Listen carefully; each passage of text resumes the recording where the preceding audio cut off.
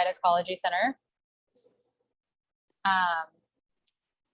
My name is Jennifer Bombardier, and I'm the education manager at the Lower East Side Ecology Center. So for those who aren't familiar with the work that we do, we've been working in the neighborhood and kind of broader New York City area since 1987 to really promote urban sustainability. A lot of you may know us for our community composting program. We also do e-waste services, stewardship of green spaces, including street tree care, and education programs.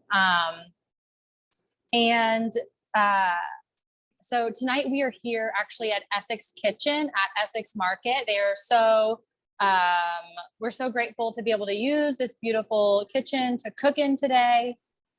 Essex Market is a really wonderful community resource. They've made this kitchen available for us tonight, but as well as a bunch of other workshops we've done in our food justice program, working with youth in the neighborhood.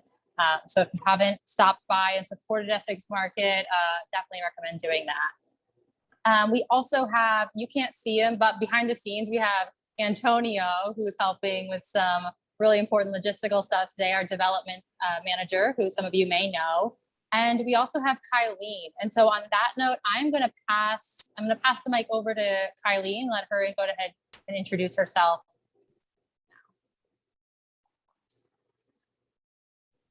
Hi, everybody. Like Jennifer said, my name is Kyleen Sanchez. I'm another LES Ecology Center staff, but I also work under the New York City Compost Project. So Jennifer, you're all here to learn about cooking with your food scraps, you know, your leftovers that you might not necessarily use. But I'm also in the middle of our workshop today, going to touch on what do you do with those food scraps after you're done using them, right? So you're just have no life after that. So I'm just going to give you guys a little composting 101 lesson. So I'm going to bring it back to Jennifer. Great, thanks, Kyleen. So today we are going to be cooking with food scraps. In case you weren't already up to speed on that, we're going to be making two recipes. We're going to be making a vegetable stock with with some veggie scraps, and we're also going to be making a carrot top pesto tonight. So why is it so important to utilize our vegetable scraps instead of tossing them into the garbage or even the compost pile? Well, if you didn't see it, in the fall, the EPA actually released a new report on kind of the state of food waste in the United States and its environmental impacts. And there were a couple of big findings that I really like to share. One is 1/3 of the food produced in the United States is never actually eaten, which also wastes the resources that were used to produce that food. Two is that food waste is the single most common material put into our landfills, comprising 24% of all the material that's in our landfills. And three, food waste represents 8% of human-caused greenhouse gas emissions annually. And Kyleen will probably talk a little bit more about that, but essentially when food goes into a landfill, it breaks down differently than it would if it were composted with oxygen, where it can become this nutrient-rich soil. And so there's really a lot of problems associated with putting food scraps, food waste, and organic matter just into the garbage. Now, most of the food waste that we're talking about in these numbers comes from kind of the agricultural industry. And not necessarily individuals, but if we want to see really positive change for our climate, for our environment, for our own health, we need a change in our systems and in our industries, but also at the individual level, changing our own mindsets and changing, our own behaviors on a day-to-day basis. And so that's what we're here to help you do today. And additionally, a lot of the food scraps that we toss or even compost are still full of flavor and nutrition, and they're still totally edible. So by utilizing these food scraps in our kitchen, we are increasing our own nutrient consumption. So that's great for us. We're reducing our waste. We are saving money because we're really getting more for our dollar. And we are also reducing the packaging waste that we would get if we were buying these store-bought items. And so it's really just a win all around by finding ways to get creative in the kitchen and utilize those scraps instead of just tossing them. So let's go ahead and get started. So some of you might be cooking along with us at home. If you are cooking, I hope that you're ready to go, and in your kitchen, you're going to need your food scraps that we send instructions in the emails on what to collect. You're going to need a large pot or a stock pot similar to this one, maybe bigger if you've got a lot of scraps. You might want a lid, not as necessary, but might help the process. And then something to kind of stir to keep it moving. I've got these tongs. So I have been collecting my food scraps in a plastic bag for months. When I'm cooking a meal in one meal or even in 1 week, I'm probably not going to produce enough scraps for stock. And so I really look towards my freezer for long-term storage. In terms of reducing food waste, your freezer is going to be your best friend. So I store it in my freezer until my bag is full, and that's when I know that I am ready to make some stock. You can probably find a reusable option. I just reuse my plastic bag. Once it's full and I make my stock, I wash it out and reuse it. And when I say scraps, I'm talking about the parts of the food that is totally edible, such as our onion skins, our mushroom stems, our carrot peels. These parts are edible and nutritious, but we just don't often think of them as something that we might want to eat. I mean, I think of them as something I want to eat, but I think we're kind of conditioned to think of those as a not edible part when they are still totally. So what scraps can we use? In my bag here, I have, let's see if you can see it. We have some carrot pieces. We've got some onion skins. We've got some celery stems. Got a little garlic in there. I've also got some herbs that weren't so fresh anymore. Definitely some mushroom stems. You can also use tomatoes. You can use corn cobs. Corn cobs are one of my favorite things to make a stock with. You can use the peels from squash. You can use just about anything, but there are a couple of things that you might want to avoid. So I really recommend, getting creative and like trying out some different things, seeing what your taste is. We want to avoid cruciferous vegetables. So those are going to be your Brussels sprouts, your broccoli, most of your cabbages, because those can make your stock a little bitter and maybe a little stinky too. Beets, I recommend avoiding beets, not just because I personally don't like them, but because they can be a little overpowering, and they're also going to turn your stock bright pink. But maybe if you're into that, maybe if you're making a Valentine's Day stock and you really want a pink stock, go ahead and throw a little bit of beets in there. And you also want to make sure that anything that you're using is free of rot or mold and free of dirt. I find it's easiest if I wash all of my scraps and even like chop them up a little bit before I freeze them, because it's much harder to do that once it's already been frozen. And when you're ready to make your stock, you just want to be able to dump your bag out. So, and another special non-vegetable thing I like to add to my stock too is Parmesan rinds or cheese rinds. I have another bag in my freezer full of my cheese rinds, and I like to throw one of those in my stock too, just for an extra little bit of yum. So we're going to go ahead and get started. Now, this isn't like a no recipe. There's no specific measurements here. There's no perfect ratio, but I'm just going to open up my bag and I'm going to dump it into my pot right here.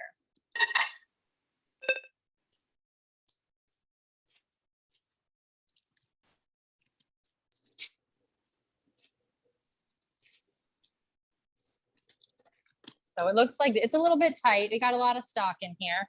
And then I'm gonna fill it with water, and I'm gonna fill it so all of the scraps are just completely submerged by maybe about an inch of water. If you want to use less water, you're just going to make a more concentrated stock. And if you add more water, it's going to be a less concentrated stock. So just something to keep in mind. Again, there's no right or wrong way to do it. It's just your preference. I usually lean to making something that's more concentrated. And then when I'm ready to use it, I can dilute it based on what I need. So I'm just going to head over to this sink right over here. You guys, I know you see a sink over here in the camera. There's two sinks. So I'm going to fill this up with water and I'll be right back. And in the meantime, if you have a pot of vegetable scraps, this is a great time for you to fill yours up with water too.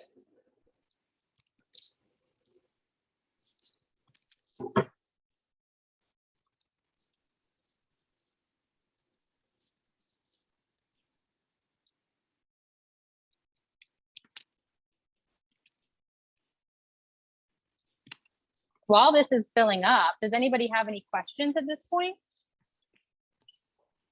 I have a question. This is Orange. Yeah. Okay, What's your I was putting it in the chat, and I'm glad I don't have to write this out.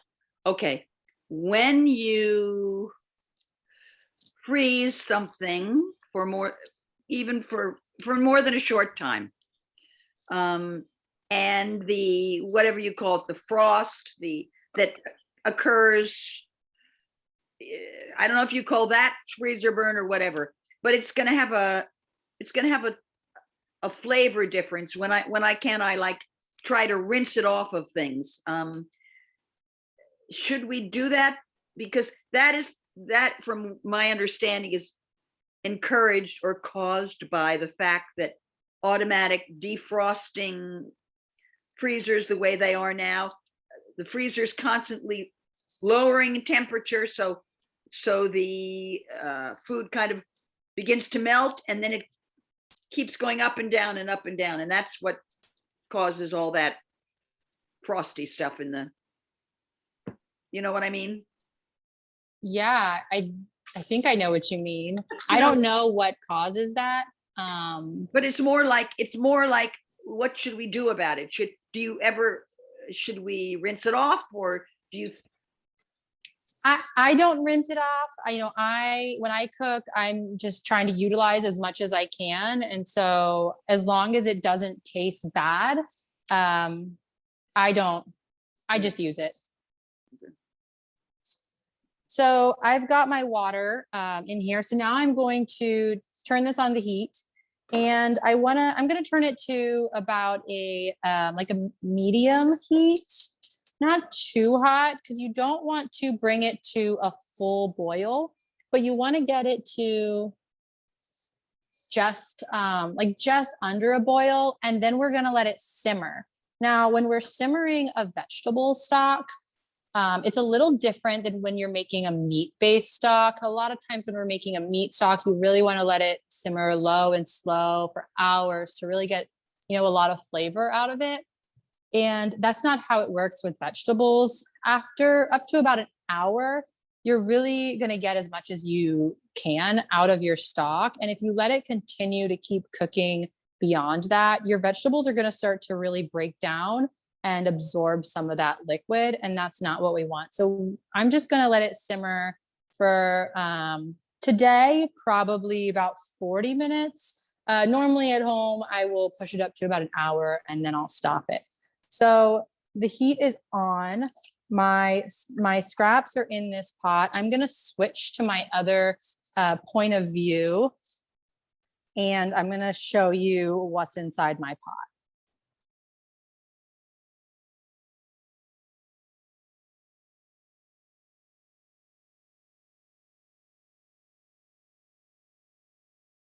Whoops, that's my face. Sorry, no, I'm not very tech savvy. So here we can see I have so many, these onion skins. Some people will say not that if you use a lot of onion skins, it makes it a little cloudy. That's really more of an aesthetic issue. The onion skins can give great color to your stock. We've also used onion skins for natural dyeing because they're just full of this beautiful brown pigment. I have some celery. Oh, this is like a root from some leeks. See if we can find anything else interesting in here. This is a peel, the top of a delicata squash.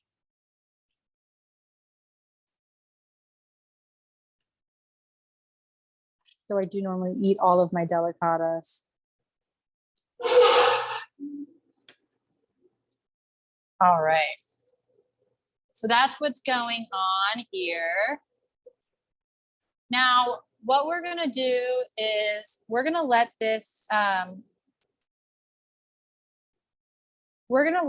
keep on simmering, and for the next maybe like 20 minutes or so, I'm actually gonna switch you over to Kyleen, and Kyleen's gonna chat more about composting while our stock is cooking. Kyleen, take it away. Hello, everybody.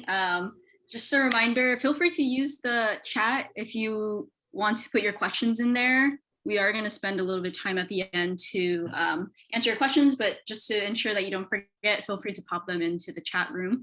Yeah, so while Jennifer is letting her stock boil, I'm going to give you guys a little bit of a composting 101 lesson. We feel that, you know, zero waste initiatives, cooking with food scraps is one of them, but also utilizing your food scraps so it really doesn't go to waste, right? So I am going to share my screen with you and give you like a really short presentation, and I'm open to questions as well, specifically on composting.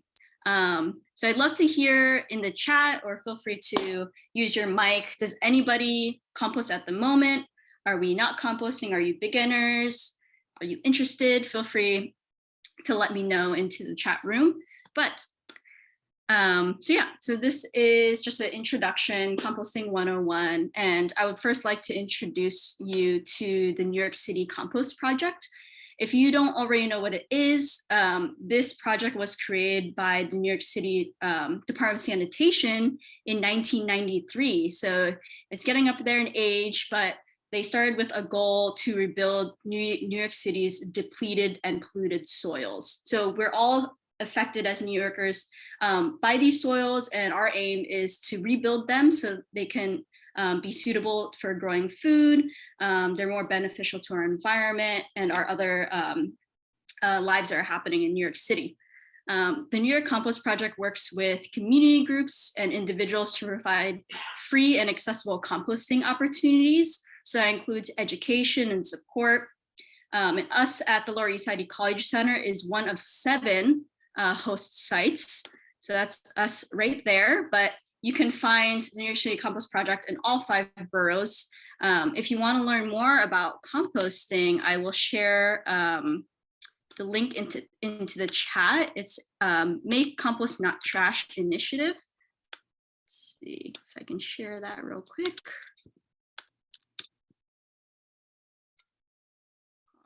Oh, I already see in the chat some folks are composting, some are not, so that's amazing. But if you want to learn more about composting in New York City, there's a link right there that you can explore later on. I've also included here Grow NYC, which they're a huge face in New York City because they provide really easy and accessible drop-off opportunities for all New Yorkers and in all boroughs. So I always want to plug those guys here. And just to expand on what type of offerings that we have for the Compost Project, it includes local composting opportunities. So we want to make composting easy for you. I see some folks that are like, I don't have composting in my building. I don't really know about composting. So our goal is to give you more insight of how you can do it in an urban setting. This also includes local processing sites. So some folks think that composting cannot be done in an urban setting, but in fact, we have more than 5 small scale sites, and then there are community garden scale composting sites all over New York City. So most likely you can find a site near you. We also offer technical support to community partners. So we love to support those that are processing their own food scraps in their backyard or in their community garden through workshops, through trainings. As you can see in the photo on the right, this is our bin build. So we're helping build an actual composting system, which is really cool. And lastly, we also offer outreach and education. So similar to the workshop that you're attending today, we offer tons of ways to learn more about composting in New York City. Moving on to what I'm going to be talking about today. It's a short agenda, but it's straight to the point, and I hope that it's easy to follow along and understand. Again, feel free to shoot those questions into the chat room. So first, we're going to talk about the scope of composting in New York City. Then we're going to identify what composting is and other terms that we use in the industry. We're also going to talk about the benefits of using and making compost and why you should do it in the first place. And then lastly, we're going to do a step-by-step guide to drop off composting, and I'll identify what that is in just a second. But first, let's go ahead and talk about what composting is in the first place. Sometimes composting can be interchanged with the word soil, but in fact, compost and soil are two different products, two different materials. So compost can be best described as a soil amendment. It is full of nutrient-rich organic matter that is used to increase biology and nutrients in our soils. So like I said before, our soils in New York City are super depleted, lacking organic matter, therefore affecting us in numerous ways. And just to clarify too, what the difference between compost and decomposition is. So decomposition, if you have ever strolled through the park on an autumn day, you know, all of those leaves, those fall leaves are coating the ground. That is nature's way of decomposing those leaves. It takes a longer time. Mother Nature is doing the work. But when we are introducing humans into the mix, that is considered composting because we are accelerating that decomposition process. So I hope that we're all on the same page here. I'm going to continue using these terms, but feel free to let me know if you need to clarify anything. So now that we've kind of identified what compost is, let's go ahead and ask ourselves, or even ask me, why do we compost in the first place? Before you even start saving your food scraps, dropping off your food scraps to be composted, why are we doing it in the first place? Well, composting provides three big benefits. As you can see here, we literally laid out the why. So the first one is waste reduction. Compost helps reduce and manage our waste better. As you can see in the pie chart on the right, 1/3 of what we throw away at home is material that we can be using for composting. Like Jennifer said, that we want to kind of increase our use in our food scraps, and definitely cooking our food scraps is an awesome way. But again, what do you do afterwards? The most preferred way is to compost them, right? We're going to be giving them an even longer life by turning it into compost. And then secondly, compost can be used as a beneficial horticultural resource. Again, it enhances soil fertility and our plant growth. So myself, I like to grow plants, grow food. I'm sure folks here also like to grow their own food or even participate in a community garden. Well, composting can be used as a natural option to amend our soils and then decrease our use in chemical fertilizers. So this is a whole separate subject, but essentially chemical fertilizers can pose a human and environmental health threat. So ways we can reduce that is by using more natural options. And then thirdly, composting helps your own environment by fighting climate change. And Jennifer mentioned this before, but our soil is not only a home for nature, but it's also a home for natural gases such as carbon dioxide. This happens in healthy soils that are abundant in organic matter, such as compost. When we're able to make our soils more healthy, we can capture that natural carbon dioxide out of our atmosphere and fighting climate change that way. So with all that being said, it's safe to say that composting is for sure a closed loose system. And as humans, we are important in this system to ensure that our precious resources do not go to waste. And I'm extremely glad to see that there are people here in this workshop that are interested in giving their food scraps a second life. And composting is another way you can do that. So let's move on to seeing what the scope of composting is. I'm glad that there's some beginners here so they can learn of like what different options and channels you can go into. So the first one is, if you're lucky enough, you can do home or backyard composting. So these are folks who are residents and make their own compost from their food scraps in a household setting. So that can be either indoors with a worm bin or in an outdoor setting like these folks on the left with a tumbler. They fall into this category. What we have on the right is curbside composting. So you may have seen this dropped in your neighborhood pre-COVID and wondered, oh, what is this? How do I use this? But essentially, curbside composting is serviced by the Department of Sanitation. And at the moment, due to COVID, only accessible in just a few neighborhoods. But I will share a link later on how to sign up for curbside composting, because we do want to increase that interest so we can get more brown bins in every neighborhood.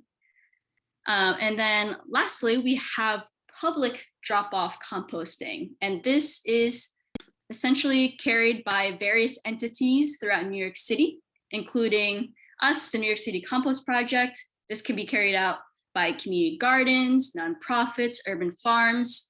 So drop-offs usually have limited open days and hours, but are the most accessible throughout New York City, which is why we always want to share this option with folks, because it's more readily accessible.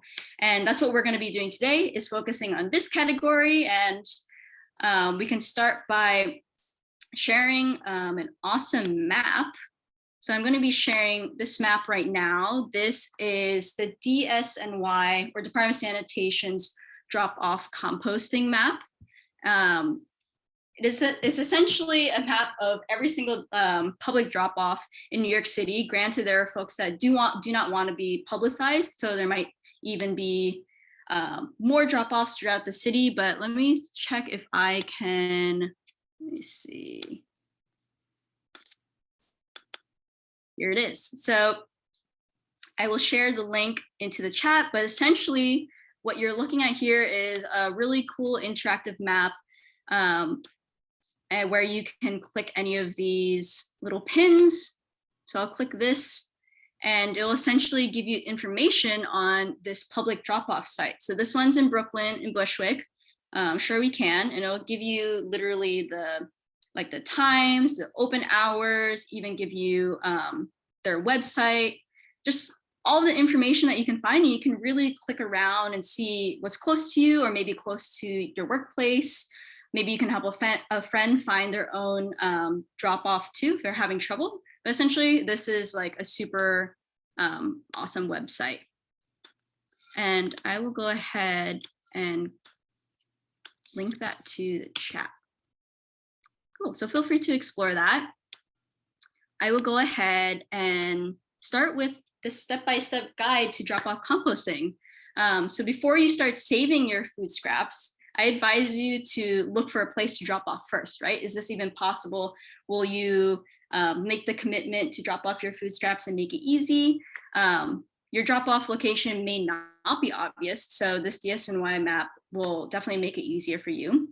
When I first started being introduced to composting, I thought, like, I can't do this. There's nowhere for me to drop off my scraps, but little did I know there's a drop-off only 2 blocks away from my apartment, which made it much more easier. And I will say, as time goes on, we're always adding new drop-offs throughout the year. So if something is not close to you right now, definitely check out later, and check out continuously throughout the year. So let's say that you've found your drop-off site. It's 2 blocks away from me. What else should you look out for?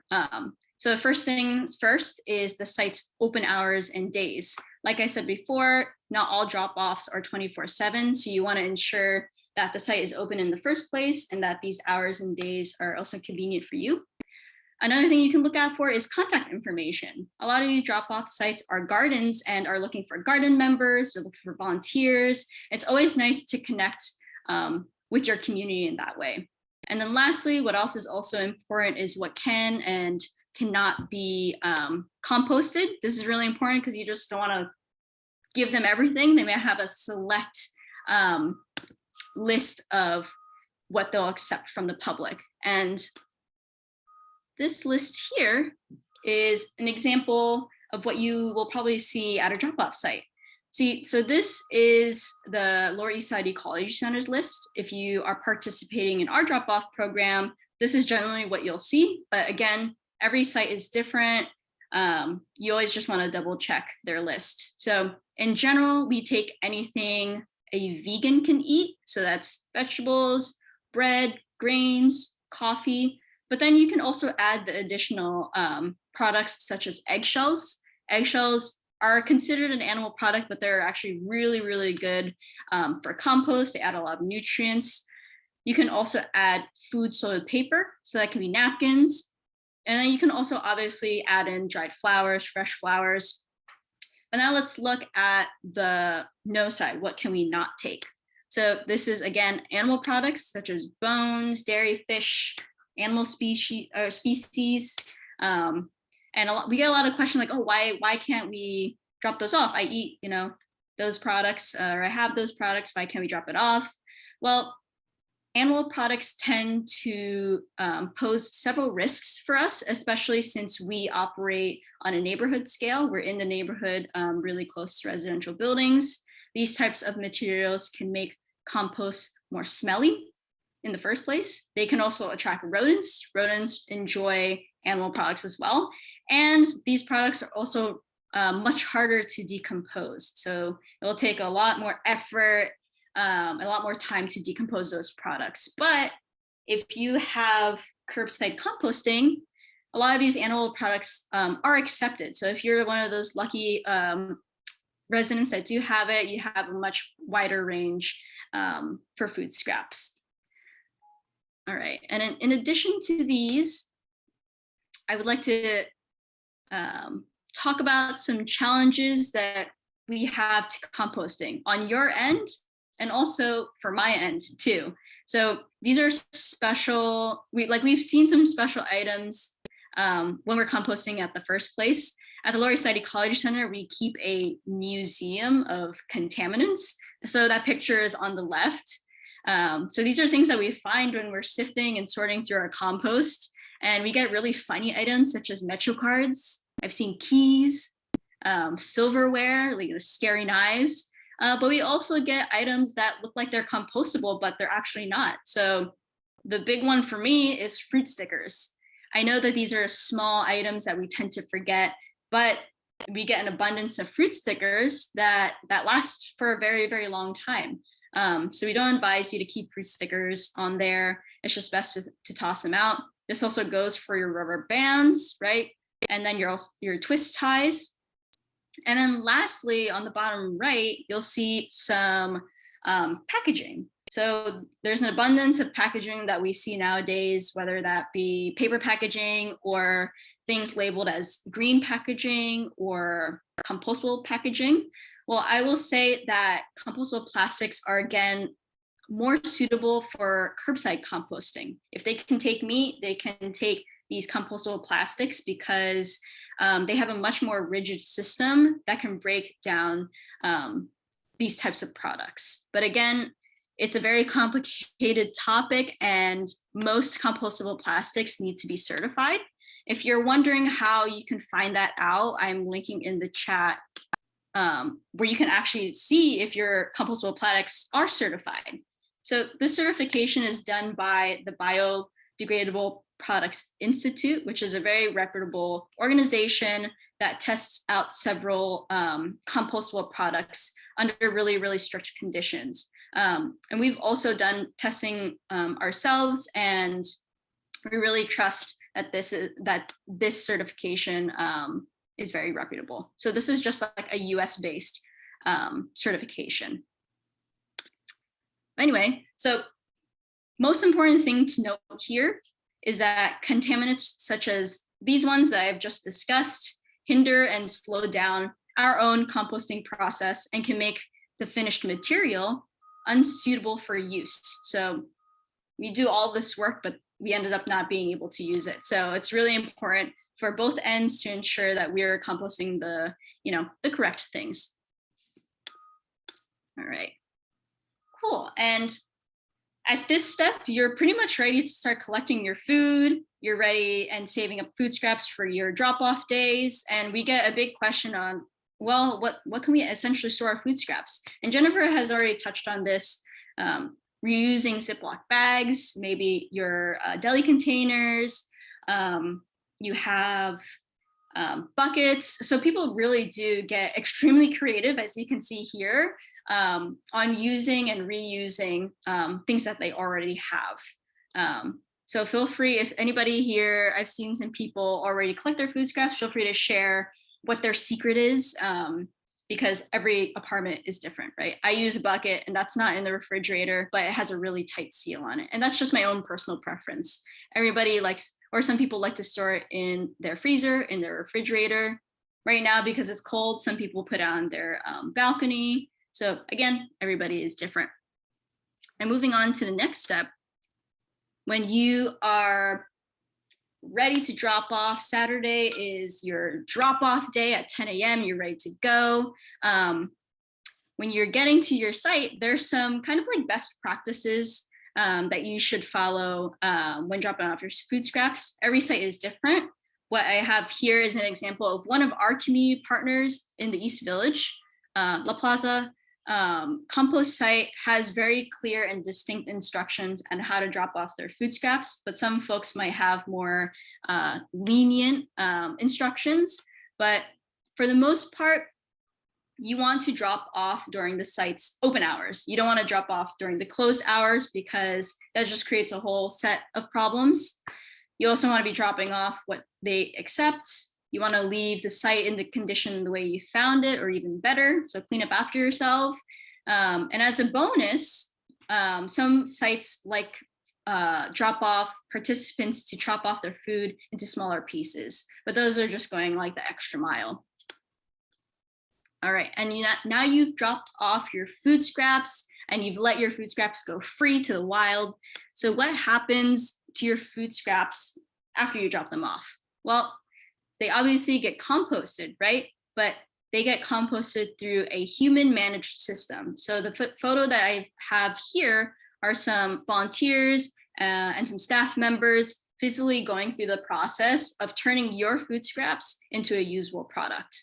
And depending on how big this an operation is, your apple core can turn into compost within 9 to 12 months, versus if you toss that apple in the wild, it could take several years to turn into organic matter, and a different form of organic matter. So what does this process even look like? So a compost site manager can house that food scrap close to ideal conditions as possible. So that's what's happening here in the middle picture. Ideal conditions include appropriate levels of oxygen and moisture for microorganisms to survive in. And then these microorganisms consume and produce heat to break down the food scraps even further. This is a very sciencey topic. So the best way to see this in action is to take another workshop if you're able to, but you can also tour and volunteer at compost sites to see how the processing happens. And when we get to that final product gets donated or sold back to community members. And this is where you can be involved in as well, is actually using that finished material, right? You've gone through the effort of saving your food scraps and giving it to composters, and now you're able to bring it back and use it for your own green spaces. So some options you have is essentially getting free compost distribution events throughout the year from the New York City Compost Project. If you want to support BIPOC-run composting services, there is an organization called BK Rot. They sell their compost to support their youth programs. Or if you are familiar with our Union Square and Tompkins Square Green Market, you can also support us and purchase small compost and potting soil. And then you can use them for your green spaces too. And lastly, just to finish off the conversation, saving your food scraps and using compost doesn't just end there. There are ways that you can get involved. And obviously the first one is taking a workshop in the first place. So you're kind of already doing those first steps, but you can learn more about how composting, urban composting happens, and you can also volunteer. So most community compost sites rely on the help of volunteers to keep their operations running smoothly. This is a great way to make a positive impact to your community. You can also be a compost advocate if you love composting and want to make it mandatory in New York City. You can help us and help your community members by making your voice heard by elected officials. So what I have here is a way, if you don't already know, is how to know who's representing you and your own community. So I'm going to share that in the chat, and just a reminder that we're going to share, these resources post workshop as well. So if you miss out on it in the chat room, we're going to share it later on as well. But yeah, so this is just another way that you can give your food scraps another life. Feel free to let me know if you have any questions right now, or we can do questions later too. But thank you very much for listening to me talk forever. And I'm going to right now pass it on to Jennifer. I'm going to also stop sharing. Yeah, do we want to take about maybe 3 minutes and see if there's any kind of really pressing questions right now where you just can't wait until the end? We could take maybe 1 or 2, and then we can switch out back to cooking. And then again, like Kyleen said, we'll have some time at the end for some additional questions. Mm-hmm.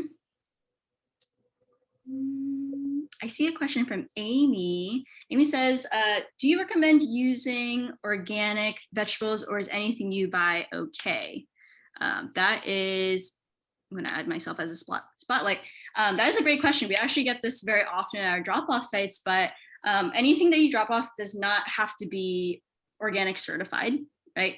But there is a question of like, oh, our vegetables that may be grown in like not ideal conditions or anything like that. Well, the composting process helps eliminate harmful pathogens that may be an issue, and helps make this compost more suitable for you to grow new vegetables in. So you can, it essentially is curing that issue, essentially. So I hope that answers your question. How about using bones from rotisserie chicken along with vegetables? Is that for, I don't know if Amy wants to elaborate, but how about using bones from rotisserie along with vegetables? Like if they're cooked together? Oh, in the stock. Yes. Yeah, that is totally fine. Like as minimal as possible that you have animal products, that is totally okay. Oh, she says she's asking about cooking. Maybe this one's for you, Jennifer, sorry. Yeah, I mean, if you want to cook them together, I think that's completely fine. I don't see any reason why that would be a problem, but just keep in mind that normally when you're making a stock with like meat bones or like a rotisserie chicken carcass, usually you're going to cook it like kind of low and slow. You're going to simmer it a little bit longer, whereas vegetables, we don't want to cook it quite as long. So just keeping in mind your cook time. I mean, most people, when they make like a chicken stock, they put some carrots and celery and onions in it anyway. So I see no reason to not do it together. Also, it's your stock, your life. You do whatever you want.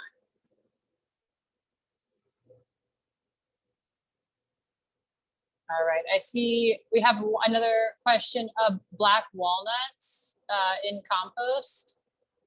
Do you know about that, Kyleen? Yeah, so nutshells are totally fine. Any nutshells.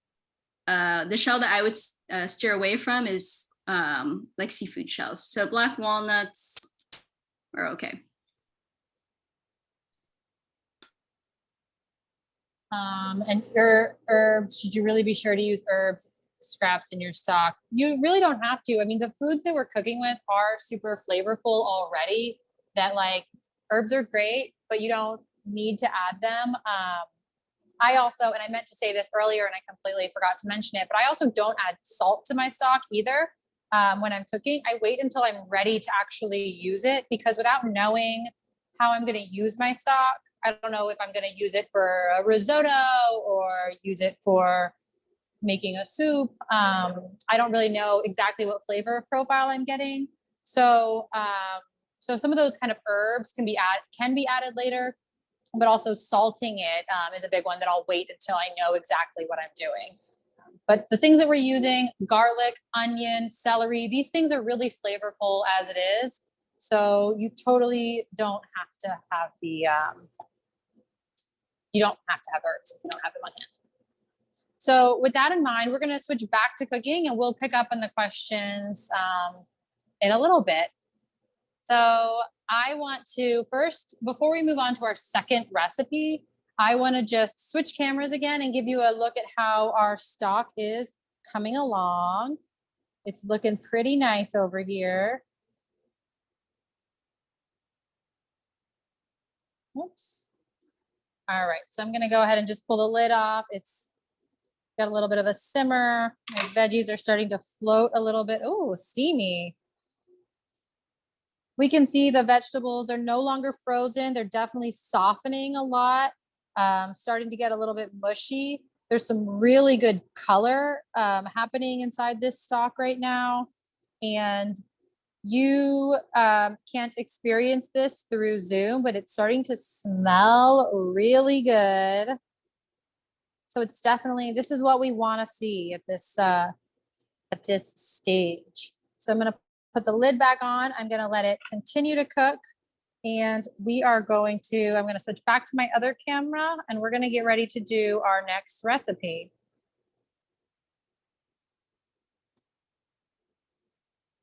All right. So our second recipe today is a carrot top pesto. Now you probably don't have the ingredients to follow along at home with this recipe, but that's okay. It's going to be pretty quick. And I'm just going to go through it quickly. And then I'm actually going to share this recipe with you afterwards. So tomorrow we'll send you all of the recipes or all of the materials from this session. You'll also get some recipe cards that have ingredients and some tips for the stock and for this carrot top pesto. So you don't need to take notes. We'll send it to you in writing. So we're going to be using this is a great way to use these leafy greens that come on your bunch of carrots. Oftentimes our carrots don't have these because it's just assumed that we're not going to eat them, but they're totally edible and they have a really kind of great, slightly grassy flavor. But I really love them and they're full of nutritional value as well. So we're going to be cooking with these today. So to start, so I've already washed these, they're ready to go. To start, I'm just going to kind of separate them from the carrots. I'm just going to chop them off. So I just have the stems and the leaves just like this. And I've got some boiling water happening over here. And I'm going to just turn so you guys can see everything. And I'm going to put them in my boiling water just to blanch them for just a minute. We're not trying to really cook them too much. So I'm just going to put them in there. And then I have an ice bath ready as well. So as soon as they're done, I'm going to take them out and I'm going to put them in this ice bath. So I'm going to leave them in there for just 1 minute. And while that's happening, I also want to share this incredible book that I got last year that I love. This recipe for the carrot top pesto is actually from this book. It's called Cooking with Scraps by Lindsay Jean Hard. And it has a lot of really creative and super easy recipes on how to use foods that we wouldn't normally consume, such as our cheese rinds, our broccoli stems, which are very yum, and citrus peels, the liquid that comes in your can of garbanzos, aquafaba. There's a lot of great recipes in this book. So this recipe came out of here. All right, so I think our greens are done. So I'm just gonna scoop them out of here and I'm going to put them in this ice bath just to cool them down.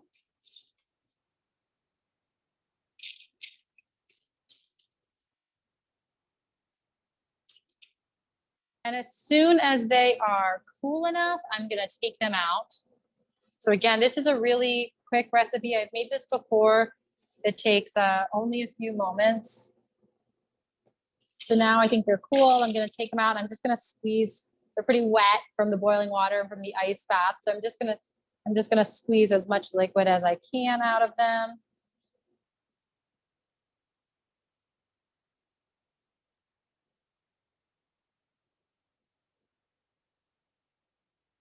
And then I'm going to chop them coarsely. These are going to go in the food processor, so it doesn't need to be a very fine chop.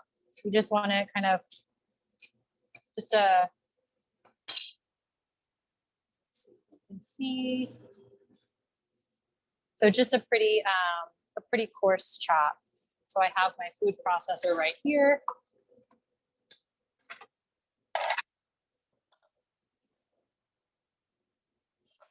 I hope everybody can see this. So we're going to put these in here. This is also a vegan recipe. So we're not using any cheese. So some might be offended by me calling it a pesto. I'm sorry, it's not my intention to offend anybody here. But we have half of a cup of toasted, unsalted sunflower seeds. So this is actually a nut-free recipe as well. If you're making this, I recommend using unsalted. If you are using salted sunflower seeds, just don't add any additional salt. So we're just gonna put those in there. I also have 1 garlic clove that has been minced. Gonna put that in there. The recipe says 1 garlic clove. I'm using 1 garlic clove. If I were just at home making this for myself and not demonstrating, I'd probably add at least 3 garlic cloves because I love them so much. And then we're also going to add about a tablespoon of freshly squeezed lime juice. I didn't pre-measure that one, so I'm just going to squeeze it in here just for a little acidity.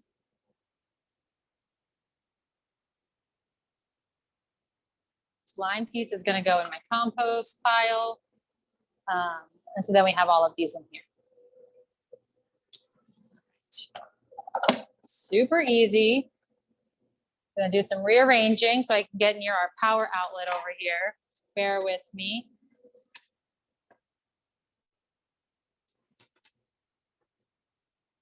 I don't know about you guys, but my food processor is my best friend.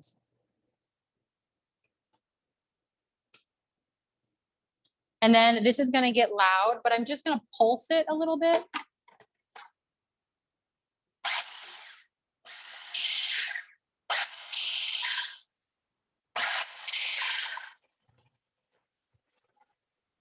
Just so it all starts to get blended. And then we're gonna add some olive oil. So we have a 1/4 cup plus 1 tablespoon of extra virgin olive oil. And then I'm going to process it until it's combined. So this is loud and a little bit awkward to do on a camera. So I probably won't process it quite as much as I would if I were making it at home and serving it to my friends and family. So we're just gonna give it a quick little zhuzh.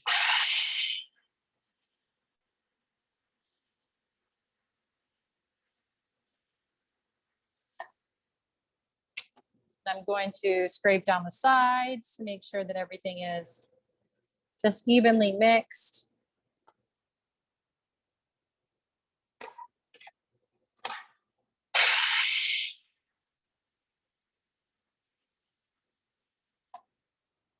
Oh, and I forgot to add some salt.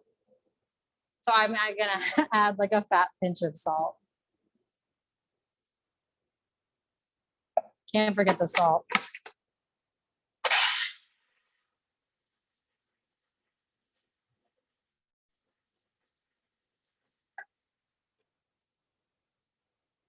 All right, it's looking good. I'm gonna switch my point of view again so I can show you what we're working with in here. Kyleen, do you wanna switch the screen for us? Thank you. So it's pretty thick, as you can see. This can be used as a dip to eat with crackers or veggies. You can use it as a spread on sandwiches. You can also use it. All right, I'm gonna switch back to my other camera. But you can also use it in pasta, like you would maybe do with a normal pesto. Again, it is really thick, so if you're using it on pasta, you might want to thin it out, loosen it up a little bit. You can do that by adding a little more olive oil, or using your pasta cooking water is another great way. That's liquid gold, I think. So I'm just going to scrape it into this bowl here. And once we're done, Antonio and I are going to eat all of this. See what it looks like. You can, if you want, again, it's your life. Do whatever makes you happy. You can add some herbs to this. If you want to use a different kind of nut instead of the sunflower seeds, absolutely feel free to do that. You can add some cheese if you want to, if you don't want a vegan pesto.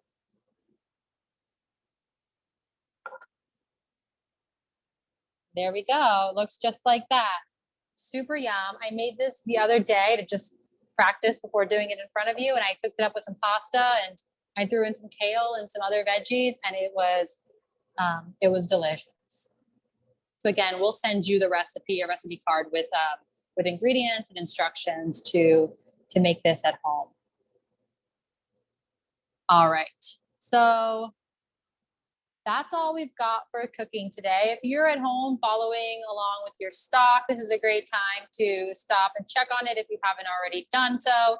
If you want to stop the cooking of your stock, you can.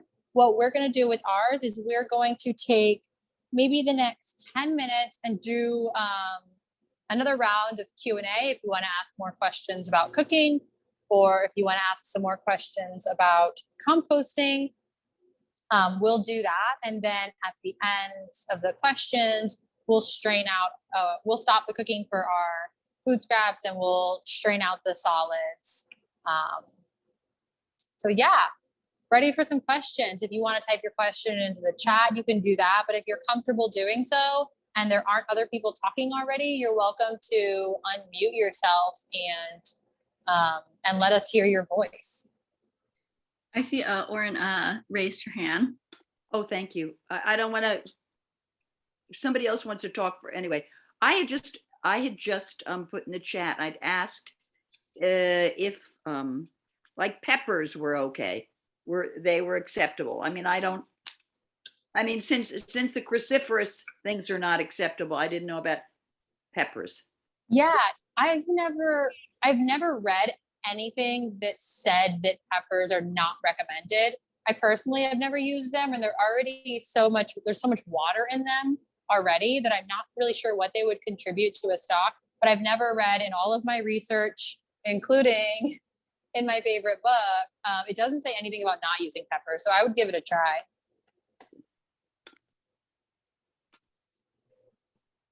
I saw a question on mushrooms. If folks have mushroom scraps, they tend to have more dirt. Like you said before, you want to take off dirt. What's kind of like your favorite way to remove the dirt or clean the dirt, even if if you want to remove them to cook with anyway? Good. Yeah, I mean, the best way really is to use like a towel and wipe off as much of the dirt as you can. You don't want to like saturate them in water, but I would wipe them off and try to scrub them a little as much as you can. Would you recommend mushrooms in this vegetable stock? Oh yeah. Oh, absolutely. Mushrooms are one of my favorite vegetables to put in my stock. I always I eat a lot of shiitake mushrooms. That's my favorite mushroom. And I always save my stems for my stock. Cool. Let me see. I'm going through the chat right now to see if there's any questions. Oh, the book. And also I'll make sure that the book information is in the follow-up email that we send. So the book is called Cooking with Scraps, and it's by Lindsay Jean Hard. And I'll type it into the chat for you as well.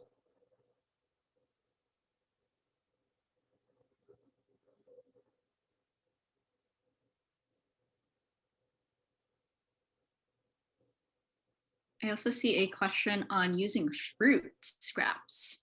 Oh, yeah. Sounds like an interesting topic. Would you recommend using like mixing vegetable and fruit scraps together? Would you use fruit scraps? I don't think I don't think I'd put fruit scraps in my veggie stocks. Fruit scraps also tend to be, again, there's a lot more water content in them.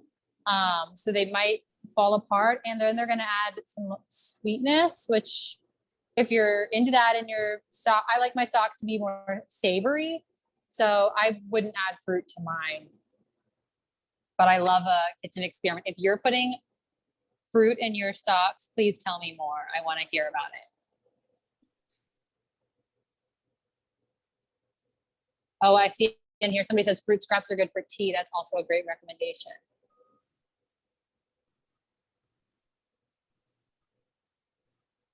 Why are broccoli stems acceptable but not tops? I wouldn't use any part of the broccoli in the stock. I'm sorry, I thought you said broccoli stems were okay. Oh, so I mentioned broccoli stems because this book has a lot of recipes and things we can do with broccoli stems. So there are a lot of other ways you can eat them, because it is something that normally we toss because they have like a thick kind of skin. I wouldn't put them in my stock, but you can still totally use them for other things.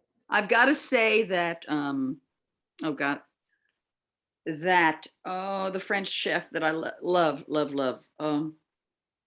French, very popular, anyway, has said that the stems of broccoli have much more flavor than the tops.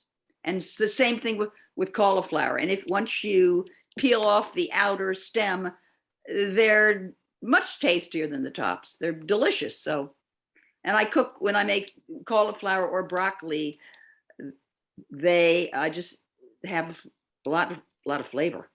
So I eat them anyway. That's all. Sorry. Oh yeah, I prefer the stems. I think they are really flavorful. I see Timothy says he just cuts them smaller and cooks them with the rest. I do the same.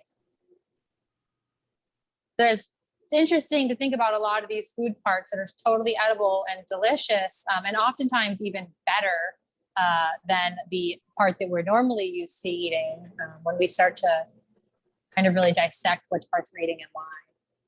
It was Jacques Pepin who says that the stems have much more flavor than the top. Sorry. Yeah. All right. I'm seeing some really great suggestions in the chat. This is really wonderful. I'm glad that a lot of you are already working to reduce your food waste in the kitchen by utilizing your fruit and vegetable scraps. So on that note, I'm going to go ahead and stop the cooking for my stock. But before, I'll give you one last peek at how it's coming along. So I'll just switch cameras one more time. I'll show you how it's doing. All my stock vegetables are floating. Just gonna push them down, mix them up a little bit.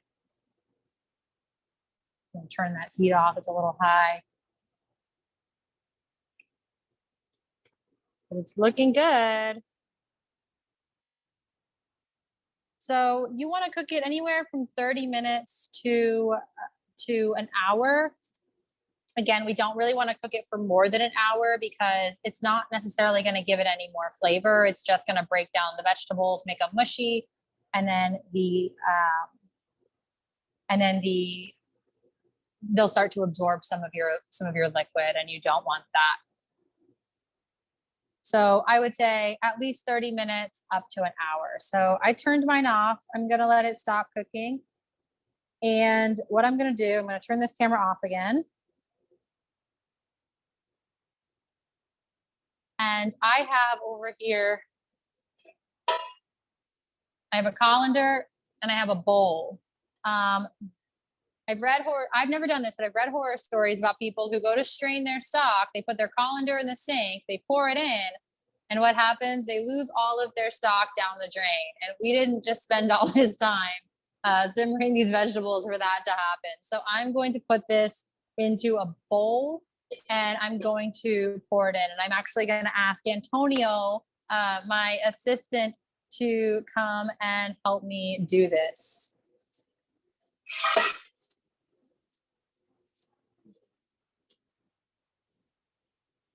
All right. I'm going to have you just hold the colander for me. And we're going to pour it in here and strain it. So if you're cooking at home, you can go ahead and follow along and do this with us. So I'm just going to pour it slowly. It's super, super hot. So if you're doing it at home, please be careful.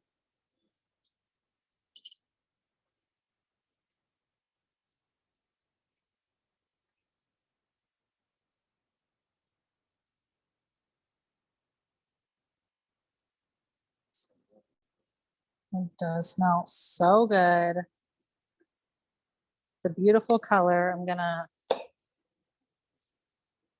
try to get a little bit more of the liquid out of here. We've got a lot of mushy scraps that we'll, of course, put into our compost when we're done.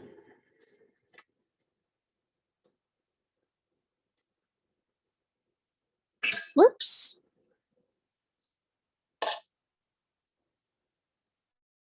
All right, thank you, Antonio. I'll take that. I'm gonna bring it over to the camera and I'll show you all what it looks like. So here's our mushy scraps that have been given a second life in this stock. So we've recycled them, we've reused them, and now that we've squeezed as much nutrition and as much use out of them as we can, then we'll put them in our compost. But right now they're just really hot. So I'm just gonna set them off to the side. And then we have this bowl of beautiful stock, which I'll show you and hopefully don't spill it all over the place. You can see a little bit in there. It's this beautiful deep brown stock. It smells so good. I could drink it, and I might. And that's it. And so we talked at the very beginning about some of our favorite containers for storing some of these items. If you have some glass jars at home, you want to store this in, that's a great idea. I always save my plastic deli containers and I fill them up. You can store this in the fridge for maybe 2 or 3 days. But again, my, like I said, my freezer is everything to me. So I will put them in my freezer, and they're good for up to about 6 months. And then you just have them on hand whenever you want to make some soup or anything else you might need a stock for. And it's more delicious, it's cheaper than buying store-bought stock, more nutrition. And again, you're not using that packaging waste by getting those cartons of stock. And that's it. That is our presentation tonight. Did anybody here actually cook along with us? I'd love to hear how it went for you.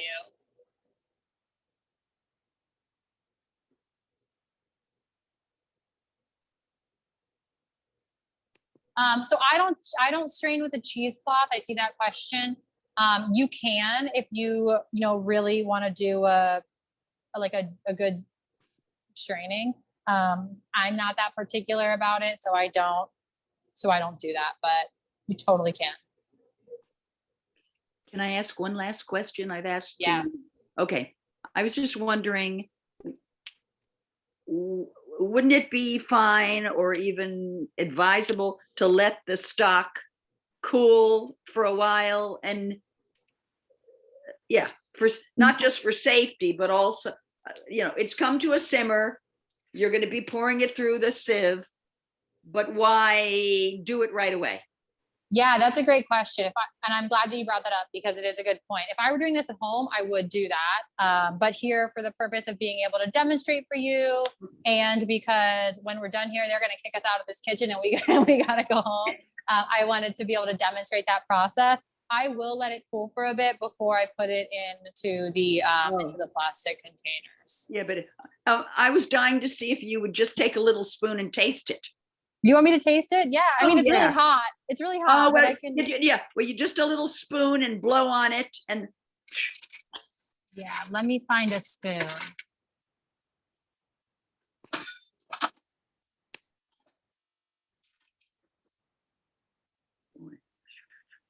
Just don't. We got a measuring spoon. I'll Okay, taste it to Just prove blow it's on it not a lot. Yeah, to prove it's not poison. because you've made us really hungry. So at least we want to report. I'm hungry too. And you can't smell it, but it smells so good. Oh, makes me hungry.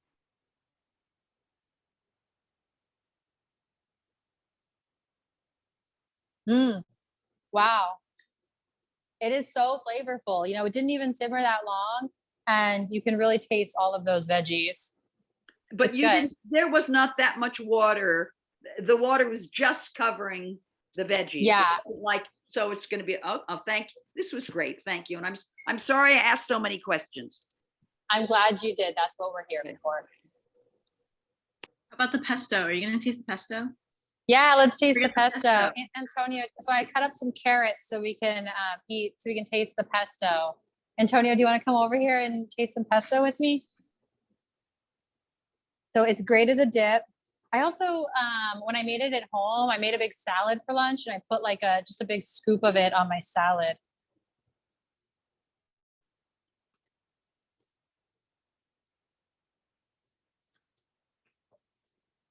Really good. You guys can probably hear me chewing in my microphone. I apologize. We can't. It's really good. I like the sunflowers. You can taste the sunflowers. They're really good. Good flavor. Maybe a little bit more salt it could have used. Yum. You like it? Antonio's here for the tastings. We're coming down. Everybody come on over. Yeah. And so, yeah, you know, we were really excited to be able to do this cooking workshop. It's something we've kind of talked about for a while and weren't really sure how to make it happen. I think that it would be great if next time we could do it in person and then we can all taste and have a little celebration after the session. But yeah, any other final questions or are we ready to wrap up? I saw Timothy ask about using Instant Pots. Oh, I've never used an Instapot. I don't know anything about it. So I'm not the right person to ask about that. I feel like it could work given that you're following the instructions of your pot, right? Yeah. And maybe even a shorter time, right? I feel like vegetables might get mushy faster in an Instant Pot. So maybe just watching for your time if you want to try it out. And also let us know if you do it because I'm interested to know. I also saw a question from Mary talking about adding pepper seeds, right? A lot of seeds we also toss out too. So have you tried using seeds in a stock or in any other reusable meal? I've never used pepper seeds. They might, you know, if you want to make a little bit of a spicy stock, usually peppers are kind of the spiciest part, or the seeds are the spiciest part of the pepper. So if you want to make something spicy, go ahead and give it a try. Or an Why does it matter? Why does it matter if vegetables get too soft? Well, they start to just break down and then they're really becoming kind of like a sponge and absorbing your stock. Oh, okay. Thank you. All right. So thank you all for joining us tonight. Before we go, we do want to share a survey link. Kyleen, I'm not sure if you have that survey link available. It's a super brief survey, just a couple of questions. We'd love to hear your feedback about how this workshop went from your perspective. Like I said, it's something we hope to do again in the future, and your feedback will allow us to make the workshop better for future participants. But tomorrow you'll get an email from us that has the recipes, all of the resources that Kyleen shared about composting, as well as I'll send the book information, and the survey link will also be there instead in case you're in a big rush tonight and you absolutely can't do the survey right now. We'll send it to you in a follow-up email. So, and this is recorded, so we'll share that out into the world at some point soon too, if you want to rewatch it. All right. Yeah, Thank you all for that survey. What was that? I have to go hunt for that survey. Maybe post-workshop email so that everybody Actually, I might be able to pull it up really quickly. can, oh,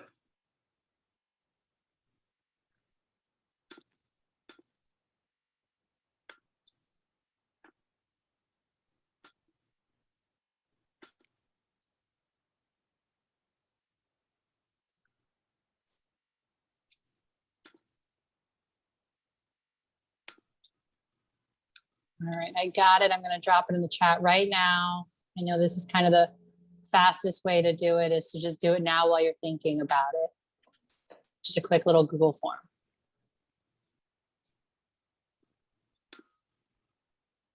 All right, that's the show.